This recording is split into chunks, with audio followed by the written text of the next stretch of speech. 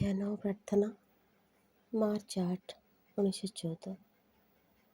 ଏହି ପ୍ରଶାନ୍ତ ସୂର୍ଯ୍ୟୋଦୟର ସମ୍ମୁଖରେ ମୋ ଅନ୍ତରରେ ସବୁ କିଛି ନୀରବ ଓ ଶାନ୍ତିମୟ।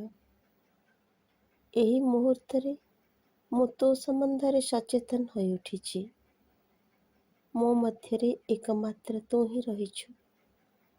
ମୋର ବୋଧ ହେଲା ଜାହାଜର ସକଳ ଯାତ୍ରୀଙ୍କୁ ମୁଁ ଗ୍ରହଣ କରିଛି ଏବଂ ସମାନ ପ୍ରେମ ଦେଇ ସେମାନଙ୍କୁ ଆବେଷ୍ଟନ କରି ରହିଛି, ଯେପରିକି ପ୍ରତ୍ୟେକଙ୍କ ମଧ୍ୟରେ ତୋ ଚେତନାର କିଛି ଟିକେ ଜାଗି ଉଠିପାରେ। ତୋର ଦିବ୍ୟ ଶକ୍ତି, ତୋର ଅଜୟ ଜ୍ୟୋତି ଏତେ ପ୍ରବଳ ଭାବେ ପ୍ରାୟଶଃ ଅନୁଭବ କରି ନାହିଁ।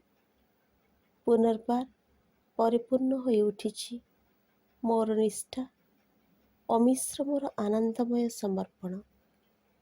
ହେ ଭଗବାନ, ସକଳ ବେଦନାରୁ ମୁକ୍ତ କର, ସକଳ ଅଜ୍ଞାନକୁ ଦୂର କରିଦିଅ।